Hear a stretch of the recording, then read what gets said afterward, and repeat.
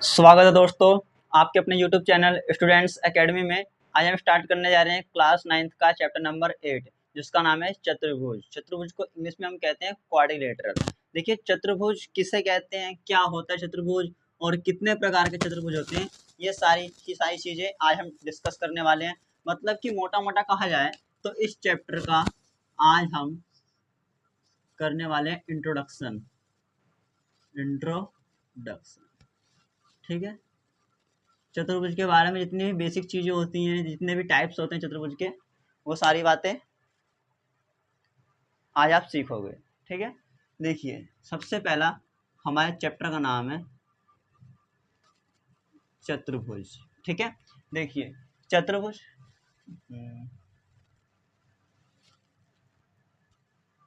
देखिए चतुर्भुज जो होता है, चतुर का मतलब क्या होता है, चार, और भुज यानी कि मतलब भुजाएं या भुजा। ठीक है, तो एक ऐसा आकृति, ऐसा डायग्राम जिसके अंदर चार भुजाएं हो, उसको हम चतुर्भुज कहते हैं। ठीक है, फॉर एग्जाम्पल आप इस प्रकार का कोई चतुर्भुज बना सकते हो, आप इस प्रकार का चतुर्भुज बना सकते हो। 1 2 3 4 चार भुजाएं हैं, 1 2 3 4 यहाँ पर भी चार भुजाएं हैं। आप ऐसा चतुर्भुज बना सकते हो, 1 2 3 4 यहाँ पर भी चार भुजाएं हैं। आप ऐसा चतुर्भुज बना सकते हो, 1 2 3 4 यहाँ पर भी चार भुजाएं हैं। मतलब कि आप कैसा भी चतुर्भुज बना सकते हो, बस चार भुजाएं होनी कंपलसरी है। उस आकृति को आप क्या बोल सकते हो, चतुर्भुज कह सकते हो।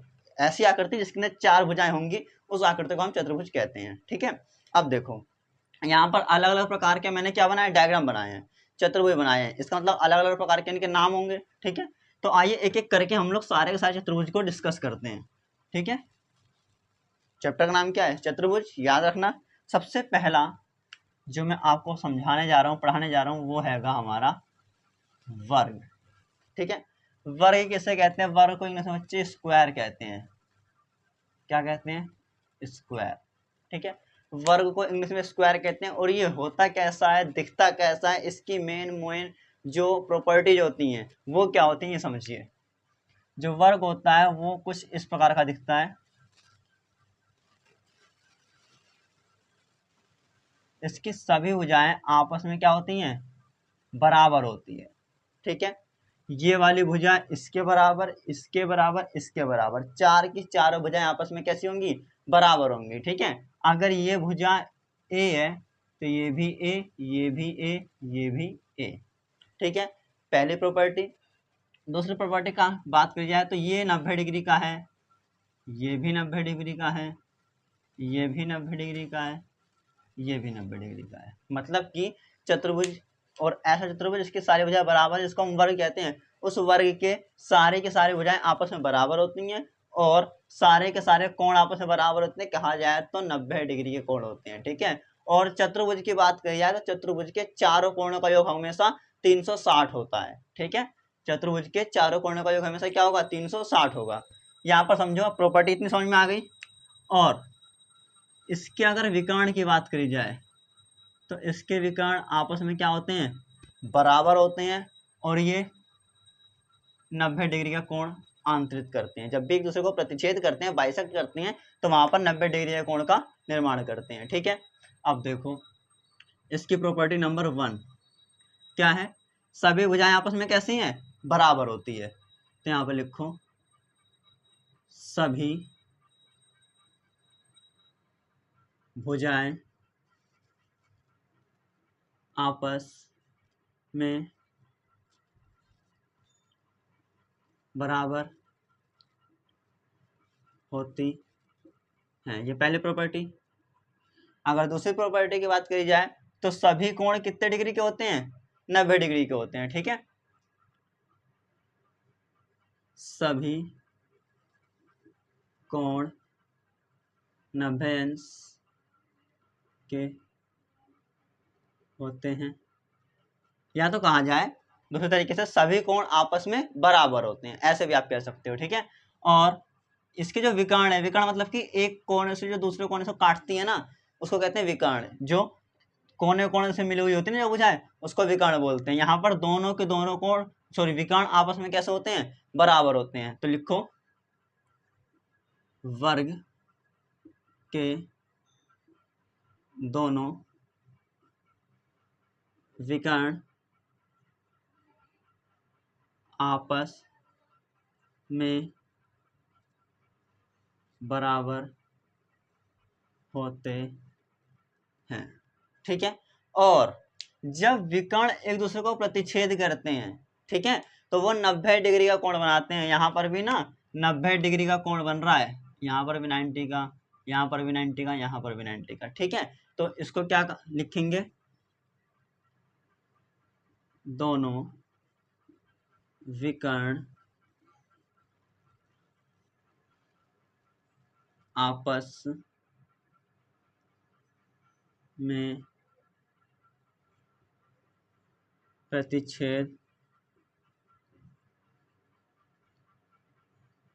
करने के बाद 90 अंश के कोण का निर्माण करते हैं। ठीक है, और एक बात और इसके अंदर, जब ये विकर्ण आपस में काटते हैं ना, तो जितना भाग यहाँ से पॉइंट से लेकर के यहाँ तक बचा हुआ होता है, उतना ही भाग यहाँ से लेके इस वाले पॉइंट तक बचा हुआ होता है। ठीक है, ऐसे ही कहा जाए, जो जितना भाग यहाँ पर है, जो लाइन काटी है, दोनों विकर्ण आपस में काटे, दो भाग में प्रतिच्छेद, मतलब दो भाग में बांट दिया गया है। जिसकी ये एक विकर्ण था, इस विकर्ण को इस वाले विकर्ण ने काटा, जितना भाग यहाँ पर बचा हुआ है उतना ही भाग यहाँ पर बचा हुआ है। ठीक है, तो कहने का मतलब ये दोनों विकर्ण आपस में प्रतिच्छेद करके एक दूसरे को समान भागों में विभाजित करते हैं। ठीक है, लिखो यही बात यहाँ पर भी, दोनों विकर्ण एक दूसरे को समान भागों में विभाजित करते हैं। ठीक है, ये जो मैंने आपको बताया, ये पूरा वर्ग की पूरी प्रॉपर्टी मैंने आपको बता दी है। 1 2 3 4 5, ये 5 प्रॉपर्टी हमारी वर्ग के होती हैं। वर्ग की सभी प्रॉपर्टी आपने जान ली है। यहाँ पर पहली प्रॉपर्टी, भुजाएं आपस में सारी की सारी बराबर होती हैं। दूसरी प्रॉपर्टी, सभी कोण 90 अंश के होते हैं, या तो कह दो 4 के चारों कोण आपस में बराबर होते हैं। तीसरी प्रॉपर्टी, वर्ग के दोनों विकर्ण आपस में एक दूसरे को क्या करते हैं, बराबर होते हैं, मतलब कि दोनों विकर्ण बराबर होते हैं। जितना भाग यहाँ से लेकर यहाँ तक का होगा, उतना भाग यहाँ से लेकर यहाँ तक का होगा। ये ऐसे वाला बराबर है। और ये लास्ट वाला बराबर कैसा है, ये हाफ वाला, जितना भाग नीचे बचेगा उतना भाग ऊपर बचेगा, और जितना भाग ऊपर बचेगा जितने भाग नीचे बचेगा। ये इस साइड से, मतलब कि दोनों को जो विभाजित करेंगे दूसरे को, वो बराबर भागों में विभाजित करेंगे। ठीक है, और चौथा समझो, दोनों विकर्ण आपस में प्रतिच्छेद करने के बाद 90 अंश का कोण का निर्माण करते हैं। ये कह सकते हैं हम लोग, जो एक दूसरे को काटते हैं ना, तो लंब समद्विभाजक होते हैं। लंब समद्विभाजक मतलब कि एक तो लंब यानी कि 90 डिग्री के कोण का निर्माण हो रहा है, समद्विभाजक यानी कि समान दो भागों में विभाजित कर रहा है। तो ये दोनों लाइन को जो मैंने अलग अलग लिखा है, अगर आप एक शब्द लिख देंगे, दोनों विकर्ण एक दूसरे को लंब समद्विभाजक रूप में काटते हैं, इसका मतलब लंब मतलब कि 90 डिग्री का कोण भी बनना है, और समद्विभाजक मतलब कि समान भागों में भी विभाजित कर रहा है। तो आप दोनों लाइन को एक लाइन में भी लिख सकते हो एक शब्द का यूज करके, लेकिन अगर आपको अपना आंसर बड़ा बनाना है, अगर प्रॉपर्टी आती है आपके एग्जाम में, तो दो लाइनों को अलग अलग लिखो, जिससे आपके पॉइंट क्या होंगे, बढ़ेंगे। ठीक है, ये था पहला डायग्राम, पहला चतुर्भुज, जिसका नाम क्या था, वर्ग, जो मैंने यहाँ पे लिखा है। आइए अगला चतुर्भुज सीखते हैं। अगले चतुर्भुज को मैं कहता हूं आयत। ठीक है, जिसको इंग्लिश में हम कहते हैं रेक्टेंगल। ठीक है बच्चे, ये क्या है, आयत है, रेक्टेंगल है। इसको हम कैसे दिखाते हैं, कैसा होता है इसका डायग्राम, देखो ये इस प्रकार का होता है। देखा, इसके अंदर क्या होता है, ये आमने सामने की जो भुजाएं होती हैं वो बराबर होती हैं। जितनी लंबी भुजा ऊपर की है उतनी लंबी भुजा नीचे की है, जितनी लंबी भुजा लेफ्ट साइड की है उतनी लंबी भुजा राइट साइड की है। इसका मतलब मैं इसको इस प्रकार से डिनोट कर सकता हूँ, ये इसके बराबर और ये इसके बराबर, ठीक है। और यहाँ पर चारों कोण 90 डिग्री कहते हैं, इस जगह भी वही हाल है, यहाँ पर भी 90 डिग्री का है, यहाँ पर भी 90 डिग्री का है, यहाँ पर भी 90 डिग्री का है, यहाँ पर भी 90 डिग्री का है, ठीक है। तो यहाँ पर भी चार के चारों कोण कितने अंश के होते हैं, 90 अंश के होते हैं।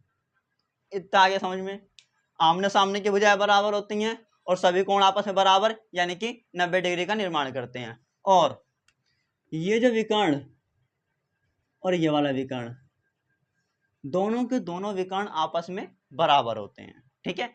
जितने लंबा विकर्ण यहाँ से लेकर यहाँ तक का है, उतना लंबा विकर्ण ऊपर से लेकर के यहाँ नीचे तक का है, ठीक है। दोनों विकर्ण आपस में बराबर होते हैं। और यहाँ पर क्या था, जब विकर्ण आपस में काटते थे तो 90 डिग्री का कोण का निर्माण करते थे। यहाँ पर ऐसा नहीं है, यहाँ पर 90 डिग्री के कोण का निर्माण नहीं होगा, ठीक है। यहाँ पर क्या होता है, ये वाला भाग इस भाग के बराबर होगा, ये वाला भाग इस भाग के बराबर होगा, जैसा कि इसके अंदर भी देखने को मिला था। जितना भाग ऊपर का है उतना भाग नीचे का है, ऐसे जितना भाग इधर का ऊपर का उतना भाग इधर का नीचे का है, ठीक है। तो इसी प्रकार से दोनों को समद्वि विभाजित तो करते हैं, समान भागों में विभाजित तो करते हैं, पर लंब के रूप में नहीं काटते। 90 डिग्री का कोण का निर्माण यहाँ पर नहीं होता है, ठीक है। तो ये खाली समद्वि विभाजक है, यानी कि समान भागों में विभाजित करने वाले। आइए इनकी भी प्रॉपर्टी लिखते हैं। प्रॉपर्टी नंबर 1, इसमें आयमने और सामने की भुजा कैसी होती है, बराबर होती है, ठीक है। आयत की आमने सामने की भुजा बराबर होती है, ठीक है। ये पहली प्रॉपर्टी हो गई। दूसरी प्रॉपर्टी की बात करी जाए तो इसके अंदर भी सभी कोण आपस में बराबर होते हैं या सभी कोण 90 अंश के होते हैं। लिखो, आयत के सभी कोण 90 अंश के होते हैं। आयत ने चीज समझ में, दो प्रॉपर्टी में क्या है, यहाँ पर आमने सामने की भुजा बराबर है और यहाँ पर सभी भुजा बराबर थी। यहाँ पर जितने सारे के सारे कोण 90 अंश के, यहाँ पर भी सारे कोण 90 अंश के। यहाँ पे क्या था, वर्ग के दोनों विकर्ण आपस में बराबर होते हैं, वही बात वहां पर भी है। दोनों विकर्ण जितनी लंबाई भुजा यहाँ से है और उतनी लंबाई यहाँ से यहाँ तक की है, ठीक है। तो दोनों विकर्ण आपस में क्या होंगे, बराबर। लिखो, आयत के दोनों विकर्ण आपस में बराबर होते हैं, या आप कह सकते हो आयत के दोनों विकर्ण एक दूसरे के बराबर होते हैं, ठीक है। इसमें क्या था, दोनों विकर्ण आपस में प्रतिच्छेद करने के बाद 90 अंश के कोण का निर्माण करते हैं। इसमें ऐसा नहीं होता है, ठीक है। इसमें 90 अंश के कोण का निर्माण नहीं होता है, तो वो बात यहाँ पर लिखने की जरूरत नहीं है। समझ जाना कि हाँ, यहाँ पर मैंने लिखवाया है तो खाली इसी बार यानी कि वर्ग के अंदर ही 90 डिग्री के कोण का निर्माण हो रहा होगा, यहाँ पर नहीं लिखवाया तो नहीं हो रहा होगा, ठीक है। जो चीज नहीं हो रहा है तो उसको हमको लिखने की जरूरत नहीं है। जो चीज हो रहा है, जो चीज हम लोग को डायग्राम के अंदर देखने को मिलती है, जो प्रॉपर्टी उसकी होती है, खाली वही प्रॉपर्टी लिखनी है, जो नहीं होती है उसको नहीं लिखना है। आगे देखो, दोनों विकर्ण एक दूसरे को समान भागों में विभाजित करते हैं। हाँ, यहाँ पर ये बात सही है, दोनों एक दूसरे को कितने भागों में विभाजित कर रहे हैं, बराबर भागों में, ठीक है, समान रूप से विभाजित करते हैं। तो लिखो, आयत के दोनों विकर्ण एक दूसरे को समद्विभाजित यानी कि समान दो भागों में विभाजित करते हैं, ठीक है। आयत के दोनों विकर्ण एक दूसरे को समद्विभाजित करते हैं। आया समझ में? ये अब मैंने सिखाया आपको वर्ग और ये सिखाया है आयत। आयत की इतनी ही प्रॉपर्टीज होती हैं जो आपको इस चैप्टर के अंदर यूज कर सकते हो। आप जो इस चैप्टर को करने के लिए इतनी प्रॉपर्टी का आपको काम पड़ेगा, ठीक है। और अगर कहा जाए, मोटा मोटा कहा जाए, तो यहाँ पर देखो ऐसे दो लाइनें क्रॉस कर रही हैं, ठीक है, दो लाइनें क्रॉस कर रहे हैं। चैप्टर नंबर 6 की बात याद करो, जब दो लाइनें आपस में प्रतिच्छेद करती हैं तो ये वाला कोण इस वाले कोण के बराबर होगा, है ना, और ये वाला कोण इस वाले कोण के बराबर होगा। ये सारी की सारी बातें आपको तुरंत समझ में आ जाएंगी अगर आपने चैप्टर नंबर 6 की उन प्रॉपर्टीज को याद कर रखा होगा, ठीक है। और ये देखो यहाँ पर ऐसे जेड बन रहा है ना, जेड बन रहा है, तो इसके अंदर ये वाला कोण इस वाले कोण के बराबर होगा, ठीक है। देखो ये जो आमने सामने कोण बराबर है, इन कोणों को कहते हैं शीर्ष अभिमुख कोण। और जहां पर जेड बनता है या एस टाइप का बनता है और तब ये कोण आपस में बराबर होते हैं, उनको बोलते हैं एकांतर अंतः कोण, ठीक है। तो इन प्रकार के कोण जो आपस में बराबर है, उनकी प्रॉपर्टीज को हम यहाँ नहीं लिखेंगे, उनकी वो प्रॉपर्टीज तुरंत आपको याद आ जाएंगी अगर आपने चैप्टर नंबर 6 किया होगा। इसीलिए पहले चैप्टर नंबर 6 को दिया गया है बुक के अंदर, उसके बाद ये चैप्टर नंबर 8 चतुर्भुज, ठीक है। तो वर्ग समझ में आया, समझ में आया। अब आगे चलते हैं अपने अगले डायग्राम के साथ। देखिए इन प्रॉपर्टीज को वीडियो को पॉज करके लिख लेना अपने को नोटबुक में, जिससे आपको काफी ज्यादा हेल्प होने वाली है। जब आप सवाल करोगे और आपको ये प्रॉपर्टीज याद होंगी तो आप बिल्कुल भी कहीं नहीं फंसोगे, ठीक है। आइए थर्ड डायग्राम आपको सिखाता हूं। थर्ड डायग्राम जिसका नाम है समांतर चतुर्भुज, समांतर चतुर्भुज, ठीक है। इसको इंग्लिश में हम क्या कहते हैं, इसको इंग्लिश में कहते हैं पैरालेलोग्राम, ठीक है। ये हमारा है तीसरे नंबर का डायग्राम। ये बनता कैसे है, देखो ऐसे ऐसे ऐसे और ऐसे, ठीक है। कहने का मतलब आमने और सामने की भुजा ना बराबर होना जरूरी नहीं है, समांतर होना जरूरी है, ठीक है। लेकिन यहाँ पर समांतर भी होते हैं, क्योंकि जब ये भुजाएं इसके समांतर होगी, ये भुजा इसके समांतर होगी, तो आपस में बराबर भी अपने आप ही हो जाती है, ठीक है। क्योंकि अगर ये भुजाएं आपस में समांतर नहीं होंगी तो बराबर भी नहीं होंगी, और बराबर नहीं होंगी तो समांतर नहीं होंगी।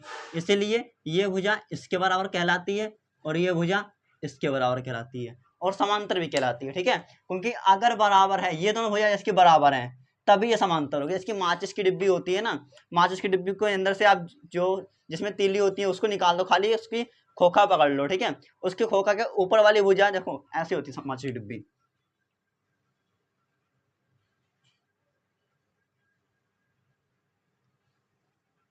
इस प्रकार की होती है ना।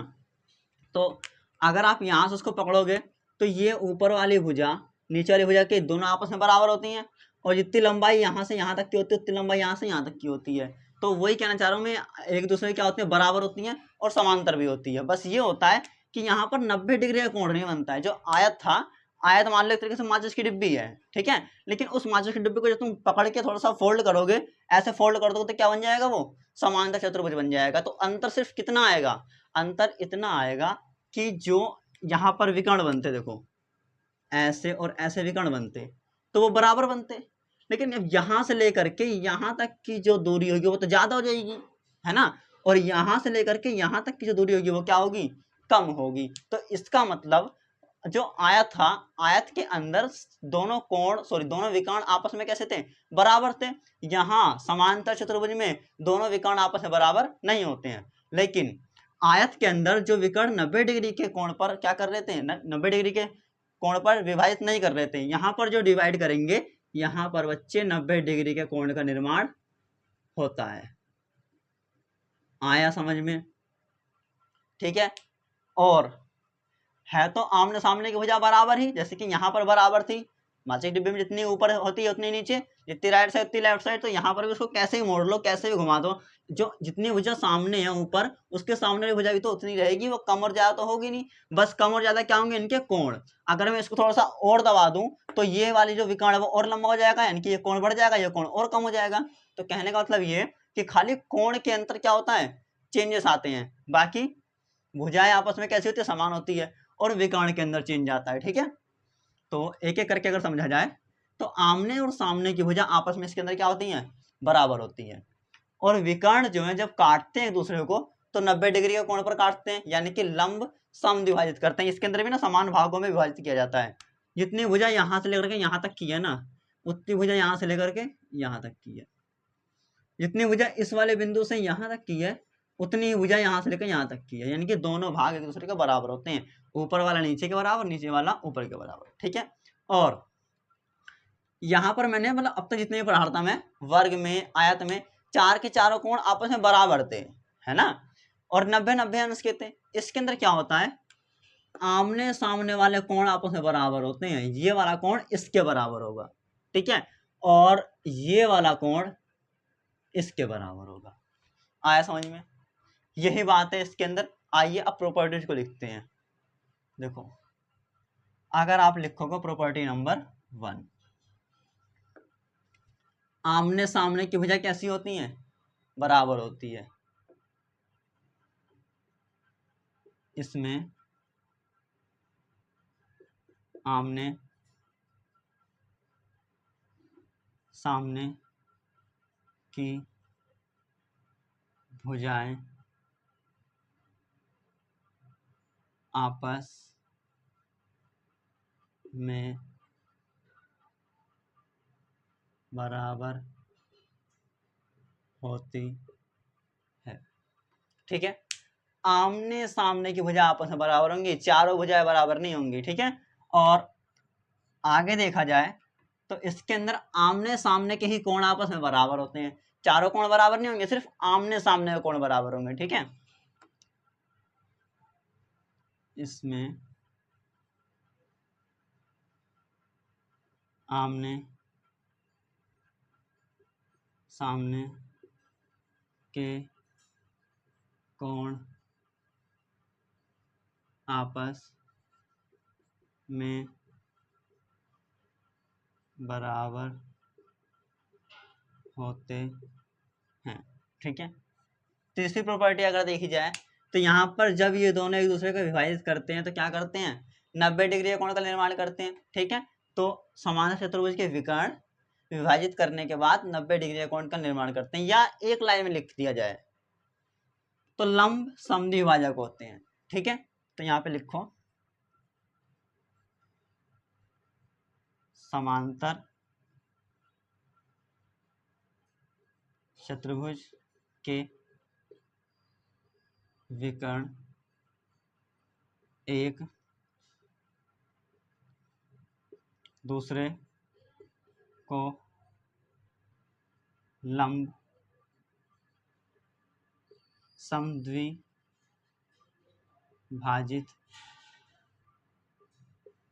करते हैं।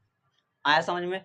लंब का मतलब क्या हो गया, 90 डिग्री का कोण का निर्माण करना, समद्विभाजित मतलब समान भागों में विभाजित करना। 90 डिग्री मतलब कि देखो 90 डिग्री जो बन रहा है ये भाग, और समद्विभाजित मतलब कि ऊपर वाला भाग नीचे वाले के बराबर, और ये ऊपर वाला भाग नीचे वाले के बराबर। ठीक है, इतनी सी बात, 3 प्रॉपर्टीज को याद कर लो इसके अंदर बस, और आगे नहीं पढ़ना। बाकी और समझाऊं तो वही वाली बात है, जेड बनना है एकांतर अंतःकोण, शीर्षाभिमुख कोण, और बाकी जो आगे समझाऊंगा मैं, जब क्वेश्चन कराऊंगा तब प्रॉपर्टीज को याद रखना। वहां पर प्रॉपर्टी बहुत ज्यादा काम आने वाली है, क्योंकि ऐसे क्वेश्चन बुद्धि में तभी आते हैं जब उनकी प्रॉपर्टी याद हो। उसने कह दिया समांतर चतुर्भुज है, उसकी भुजाओं को बराबर दिखाओ, तो आपको पता ही नहीं है समांतर चतुर्भुज किसे कहते हैं, तो भुजाओं को बराबर कैसे दिखाओगे? आपको पता होना चाहिए समांतर चतुर्भुज वो होता है इसकी आमने सामने की भुजा बराबर होती हैं, पर इसने कह दिया सारी भुजा बराबर दिखाओ, तब आपके दिमाग में थोड़ी सी माइंड में बातें आएंगी कि हाँ ये दोनों भुजा बराबर है, कुछ भी करके इस भुजा को इसके बराबर दिखा दो, इस भुजा को इसके बराबर दिखा दो, तो आपस में सारी भुजाएं कैसे हो जाएंगी, बराबर आ जाएंगी। ठीक है, तो प्रॉपर्टीज को याद कर लेना, बाकी जब क्वेश्चन कराऊंगा वहां पर बहुत ही ज्यादा इजी हो जाएगा क्वेश्चन करना। ठीक है, आइए आगे चलते हैं नेक्स्ट डायग्राम की तरफ। नेक्स्ट डायग्राम की अगर बात करी जाए, मैंने आपको वर्ग सिखा दिया, आयत सिखा दिया, समांतर चतुर्भुज सिखा दिया। ये तो था मोटा मोटा डायग्राम, जो 3 आपको इस क्वेश्चन में, इस चैप्टर में देखने को मिलेगा। ठीक है, अब आगे चलते हैं अपना समलंब चतुर्भुज। समलंब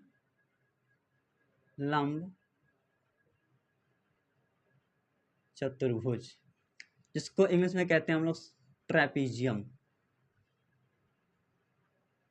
ठीक है, देखो ये कैसे बनता है, एक भुजा छोटी होती है, जस्ट उसके सामने दूसरी भुजा थोड़ी लंबी होती है।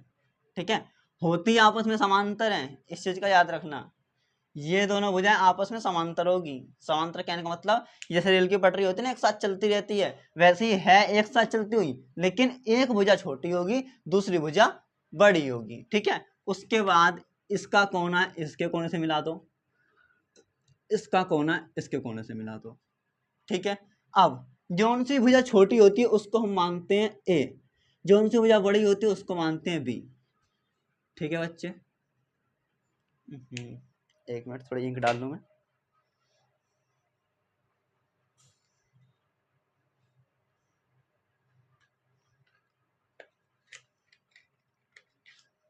देखो ये समझ में आया। समलंब चतुर्भुज क्या है? ट्रेपीजियम है। ट्रेपीजियम मतलब कि एक ऐसी चतुर्भुज जिसकी आमने सामने की भुजाएं कैसी होती हैं? समांतर होती है, पर एक ही साइड की, जिसकी ऊपर की और नीचे की, राइट लेफ्ट की समांतर नहीं होती हैं। लेफ्ट लेफ्ट की तो छोटी बड़ी भी हो सकती हैं, समांतर नहीं होंगी। ठीक है। अब देखो आगे चलते हैं हम। ये बी है और ये ए है। ठीक है। जो छोटी भुजा होती है उसको हम ए मानते हैं, जो बड़ी भुजा होती है उसको भी मानते हैं। इन दोनों भुजाओं का कोई काम नहीं होता। आप क्षेत्रफल निकालो तो कभी इसका काम नहीं आएगा। हाँ, जब आप परिमाप निकालोगे, कभी परिमाप तो क्या इस चैप्टर में है ही नहीं, ना ही तो क्षेत्रफल है, फिर मैं आपको मोटा मोटा बेसिक चीज बता रहा हूँ। जब आप परिमाप निकालोगे ना तब इन भुजाओं का प्रयोग होगा, नहीं तो कभी प्रयोग नहीं होता इनका। ठीक है। एक चीज याद रखो, देखो ये जो इसके साथ वाले कोण होते हैं ना, इनको जोड़ोगे तो क्या आएगा? 180 आएगा। यानी कि इसकी जो संगत कोण होते हैं ना, उनका योग 180 होता है। इसको अगर मान लो कोण नंबर 1, इसको मानो कोण नंबर 2, तो angle number 1 plus angle number 2 equal to 180 होगा। ठीक है। और इस वाले कोण का और इस वाले कोण का माप क्या होगा? 180। अगर इसको कोण नंबर 3, इसको कोण नंबर 4 मानो, तो angle 3 plus angle 4 equal to भी 180 होगा। कहने का मतलब ये, इसके संगत कोणों का सम, संगत कोणों का योग आपस में 180 के बराबर होता है। ठीक है। इस चीज का याद रखना। तो मैं ये चीज रफ कर रहा हूँ अभी, क्योंकि अभी जब मैं प्रॉपर्टीज को लिखूंगा तो वहां पर काम आएगी। ठीक है। ये तो समझ में आया। यहाँ पर क्या हुआ? आमने सामने की सिर्फ दो भुजाएं ही आपस में कैसी होती है? समांतर होती हैं। ठीक है। और संगत कोणों का योग हमेशा कितना होता है? 180 के बराबर होता है। और ये चीज बच्चे ध्यान रखो, इस कोने से उठा लो या इस कोने से उठा लो, एकदम सीधा एक ऐसी भुजा ले आओ जो 90 डिग्री यानी कि लंब समद्विभाजन, लंब रूप से काटे। ठीक है। यानी कि 90 डिग्री कोण का निर्माण करे, तो उसको बोलते हैं हम लोग एच। क्या बोलते हैं? एच बोलते हैं, जो 90 डिग्री के कोण का निर्माण करती है। ठीक है। और इसके अंदर ज़्यादा बातें कुछ भी नहीं है। और कहा जाए तो जो इसके वो होते हैं ना विकर्ण, उसका भी कोई भी बेसिक इंपॉर्टेंट है ही नहीं, वो बिल्कुल भी इंपॉर्टेंट नहीं है। क्योंकि यहाँ पर जो क्या होते हैं, विभाजित करेंगे तो क्वेश्चन के अंदर वो खुद ही बताएगा कि ये विकर्ण आपस में बराबर है या नहीं है, एक दूसरे को विभाजित बराबर रूप से करते हैं या नहीं करते हैं, या लंब समद्विभाजक है या नहीं है। तो क्वेश्चन में जिस प्रकार से कहेगा ना, वहां पर विकर्ण वैसा ही बन जाता है। इसका कोई वैसा विकर्ण नहीं होता है कि हाँ यहाँ पर देखो कैसा था, लंब समद्विभाजक है या एक दूसरे का बराबर है। तो सारे का सारे डायग्राम के अंदर लंब जो विकर्ण होता है, एक प्रॉपर्टी होती है कि हाँ बराबर होंगे, या 90 डिग्री कोण को काटेंगे, या विकर्ण को आपस में बराबर भागों में विभाजित करेंगे। तो ऐसा इसके अंदर नहीं है। जो हमारा समलंब चतुर्भुज है इसके अंदर नहीं है ऐसा कुछ। तो अगर क्या होता है, इसकी भुजा को थोड़ा लंबा कर दिया जाए तो क्या होता है? विकर्ण भी लंबा हो जाएगा। अगर भुजा को छोटा कर दिया जाए तो विकर्ण भी कैसा हो जाएगा? छोटा हो जाएगा। इसीलिए विकर्ण के लिए कोई सी भी खास बात नहीं कही गई है कि हाँ ये ऐसा होगा ही होगा। जिस प्रकार से समलंब चतुर्भुज का निर्माण होता है उसी प्रकार से विकर्ण भी बनता है। ठीक है। तो आओ अब लिखना शुरू करते हैं। पहली प्रॉपर्टी, दो भुजाएं आपस में क्या होती हैं? समांतर होती है। ऊपर नीचे की कह लो, या इस डायग्राम को मैं उठा के ऐसे कर दूं तो राइट और लेफ्ट की भुजा हो जाएगी। ठीक है। तो समलंब चतुर्भुज की दो भुजाएं आपस में समांतर होती है। ठीक है। सिर्फ दो भुजाएं आपस में समांतर होती है, सारी भुजाएं आपस में समांतर नहीं होती हैं। अगर सारी भुजाएं आपस में समांतर हो जाएंगी तो वो तो समांतर चतुर्भुज बन जाएगा ना भाई। इसीलिए इसके अंदर क्या होती है, सिर्फ दो भुजाएं आपस में समांतर होती हैं। ठीक है, आगे बात करी जाए तो इसके अंदर संगत कोण का सम कैसा होता है, 180 का होता है। ठीक है, समलंब